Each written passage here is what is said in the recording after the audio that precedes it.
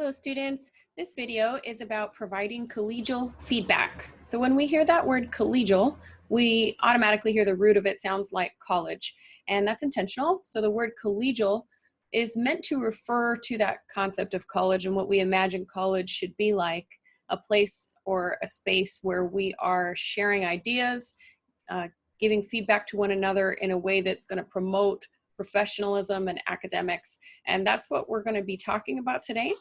So I'm going to share my screen with you, and we're going to be talking about providing collegial feedback, specifically in our case with writing, but this framework can be applied in any setting. So in the future, if you become a teacher, you may be asked to give your colleagues feedback on a lesson. That they might provide you feedback, and hopefully they're going to follow the same type of model. So in our class, of course, first you're going to complete your rough draft so that you can actually get some feedback. Can't get feedback on something that's not done. So you want to finish your rough draft first. And remember, a rough draft is a complete version of your paper, but it doesn't have to be perfect. It does not have to be all spell checked and every comma in the right place. It doesn't have to be formatted perfectly. Do your best to make it APA, but if you're still unclear about that and you need some help with that, we will get there. This is meant to be all of your ideas written out clearly, organized the way you think you want it organized, and explained fully. Therefore, it is a complete rough draft. It is not meant to be polished and perfect, but it should be complete. So we're shooting for around the 10-page mark. Some people might be as low as 8. Some people might be as high as 12. That's fine. But shoot for around that mark of about 10 pages. Remember, you also have to have 5 academic sources and 3 additional sources. So the 5 sources should be those articles that you've already reviewed and turned in your notes on. And the 3 additional can be websites or YouTube videos or teaching channel videos or any other blog, something that you found that you think is relevant to your topic. It could even be another textbook you've used in another class. Anything like that would be fine. Once you have finished, you're going to submit it online to our discussion forum, and you're going to provide feedback to at least 2 people by next week. So let's talk about what that feedback is like. So a lot of us feel nervous about sharing our writing, and that's normal. But remember, nobody was born good at writing. It is a skill that every single person has developed in the exact same way that you are developing it right now. Even the best writers went through the exact same process that you are going through.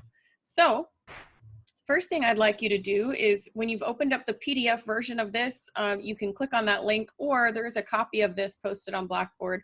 There's an article called The ABCs of Providing Feedback. And this article is really nice. It talks about how professionals should give each other feedback. And the reason I like this article is it's written from a teacher's perspective about how to provide other teachers feedback. So you are all training to become teachers, so I think that's very appropriate. Here's another model I'd like you to think about, and it's called the sandwich technique. So the sandwich method or technique is praise, criticism, and praise.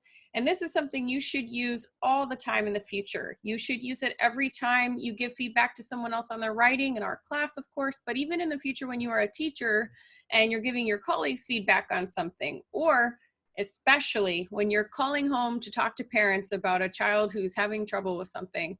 Definitely follow this method when you're calling home to parents. Something great about your kid: here's what your kid's struggling with.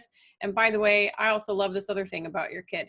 Those are great strategies to use as a teacher, because it helps that parent feel comfortable and reminds them that you're on the same team and you're being positive more than you're being negative. The next thing you're going to do once you have read the article and watched this whole video is you're going to go take a short quiz. So the quiz will ask you just to explain the ABCs. So if you've read the article, it should be easy. Article is only 1 page. It'll be short, maybe take you 5 or 10 minutes. Then I want you to describe the sandwich feedback technique and how you might use it. Very simple quiz, 5 points for each question.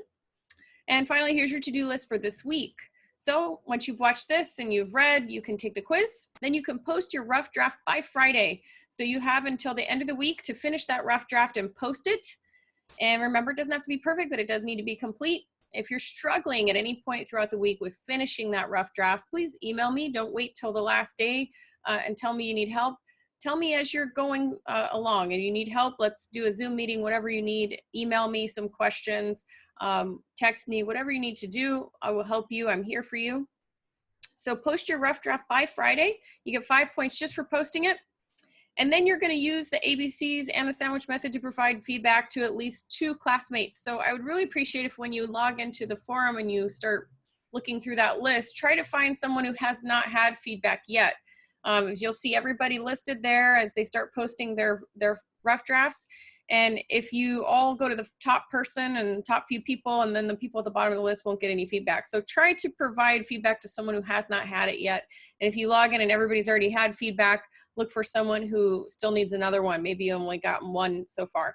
You'll get 5 points for each feedback you give as long as you are using the ABCs and the sandwich method in your responses. Remember, read their paper. I'm sorry, read their paper carefully. Think about it, looking for the ideas and the organization to give feedback on. We're not giving feedback on spelling and grammar. That's not important right now. We're just giving feedback on how it's organized. Was the argument made clear to you as you read it?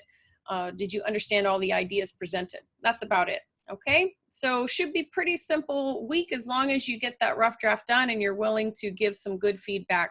The feedback should be given by the time we have our next class session, which would be Monday, which remember is still asynchronous, but we're going to try our best to kind of follow the same calendar that's in our syllabus as best we can. All right, 25 points by next week then for each of these items. Good luck, keep up the good work, and please contact me if you need any help.